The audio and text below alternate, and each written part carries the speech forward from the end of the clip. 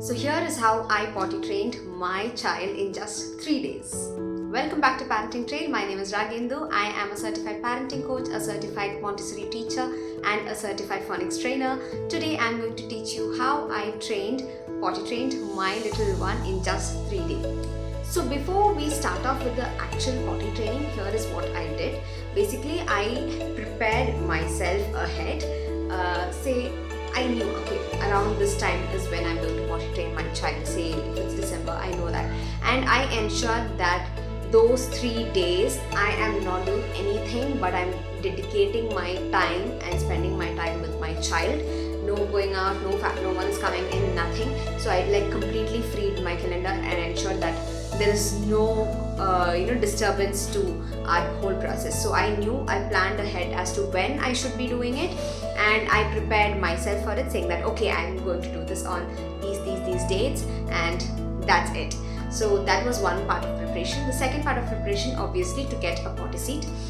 So there are different types you can see in market: the one with ladder, the one with a normal potty seat, or just the ring.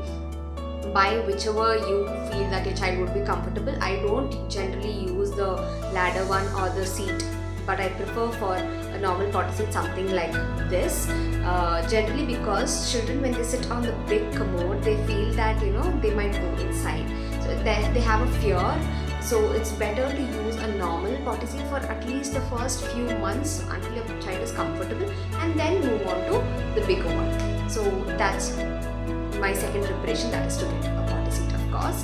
Then the third part of preparation is preparing my child. So how do I prepare my child?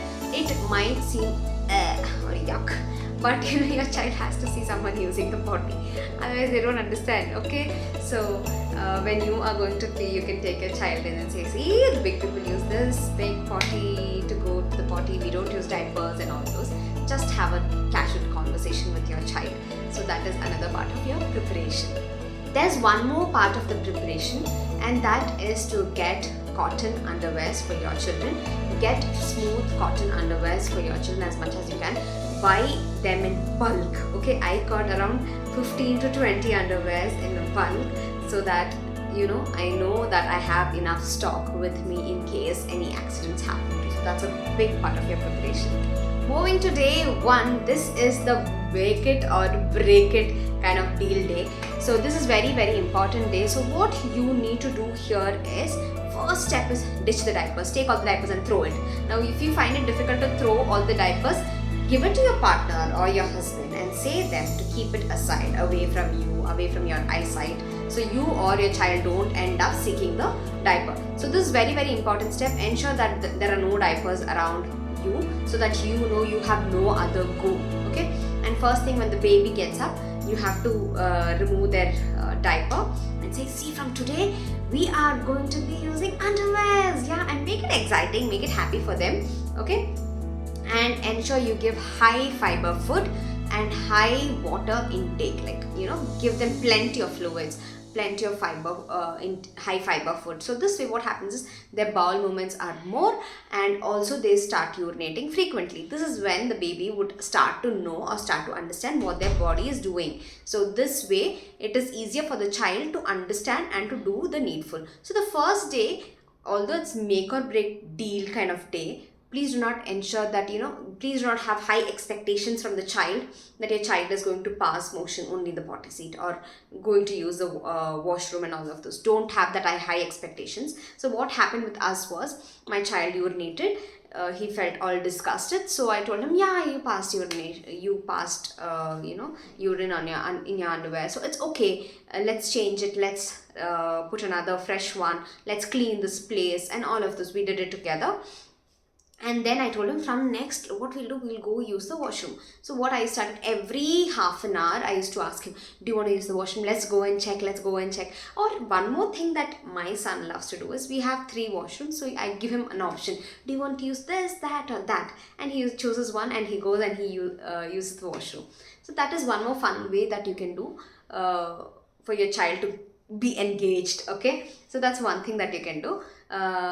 Every half an hour, take your child to the washroom. This really helps. This really helps them in understanding. Sometimes what your child might do is, you goes to the washroom, doesn't use, comes out and urinates. This is highly possible chance. Okay, so that is when you know that you asked a little early. Okay, so you should have just waited for 3 or 4 minutes and then taken the child. So this helps. Sometimes, even the dripping sound of water, the tap sound can help. So you can just slightly turn on the tap, and when the child listens to the sound, they might go. So that is another thing that you can definitely try. So now when it comes to potty, you should be knowing, you generally would have an idea, right, when your child goes for potty, what time does your child go for potty. So my son particularly has a time that he wakes up, he brushes his teeth, then uses his washroom, he does potty, and then only he does anything else. So this is a set pattern that has been following since he was year one, or he turned a few months, and since then every morning is when he goes to potty. So I know the time. So if you could just get a grasp of what time your child goes to potty, that really helps. So what I did is, since he was wearing underwear, I asked him, do you want to go for potty? See your new potty seat, do you want to sit on this and try? And he went, and it was smooth for us. But it might not happen. Sometimes they might go in their panties itself. So it's totally fine. That time, don't scold them, do not get angry, do not get tired, do not get fed up. It is tiring, I do understand, but please don't show that to them. Just say, oh, you did this, but can you use the potty next time? So what I would do is, I did for my first one, not for the second one. I took the same thing, I put it inside his potty seat and told him it should go in the potty seat and not on your underwear, and I then dumped it into the commode. So that is one thing that I did that really helped him to understand. So each child understands in different ways. So you can try that as well, and 2 or 3 times you keep on repeating, do you want to go use the washroom, do you want to use the potty seat, or do you just want to pee in the commode? You can ask the child and their comfort level. You can make the child use the potty, and then you can clean it in front of them. That clean the potty seats in front of your child. That's very, very important for them to understand. So what I generally do is, once my son goes to potty, I clean him, then I dump the potty into the commode, and then I clean up everything in front of him itself. So he understands how he should clean. So from week 2, what he started doing is, he would finish his potty, he would open the commode, he would dump his potty in it, and then call me. So that is one thing that he likes to be independent about. It totally depends. If you don't want that to happen, it's okay. But it really helps me and it works for our family. So that is one thing that you can try with your child. Trust me, this first day need not be perfect. Please remember that, need not be perfect. Your child need not understand everything, but it is very, very important. And during the night times, what I generally do is, I reduce the water intake by evening, say 6:30. I reduce the water intake. 8:30 is a bedtime. So after 7, I generally don't give any liquids. Their dinner is done by 6:37, and water intake is done, like I give a little bit of water and then stop water intake, so that the night time is much more easier for me. Even night, I ditch diapers on the same day. I use the sheets that is available in the market. I did not go for the full bed sheet, but only the particular size one, a big one. I can share all the links down in the description. You can go ahead and check.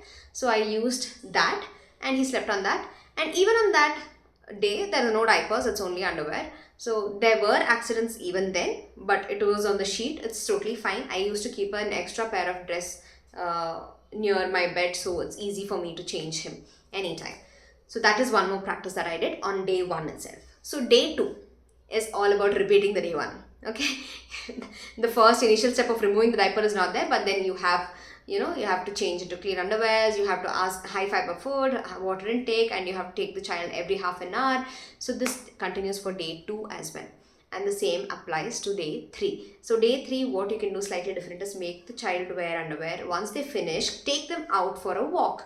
Even if it's just for 5 minutes around the road, or if it's in your society, you can just go for a round and come. That would really help them and be comfortable in their underwears even outside.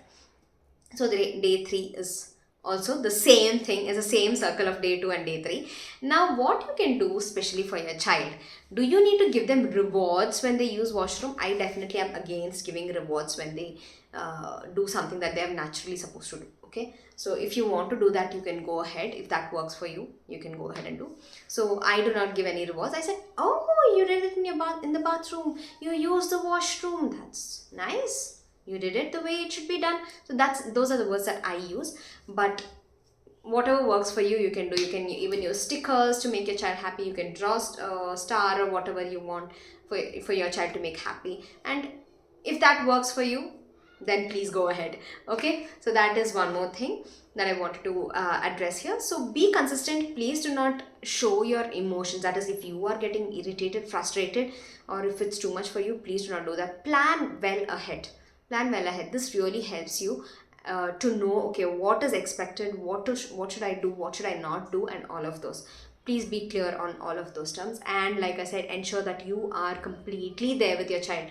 Could be whoever's doing this, the dad or mom or the caregiver, whoever's doing the potty training. Please ensure that you are there to dedicate the entire time with the child, which is very, very important and crucial.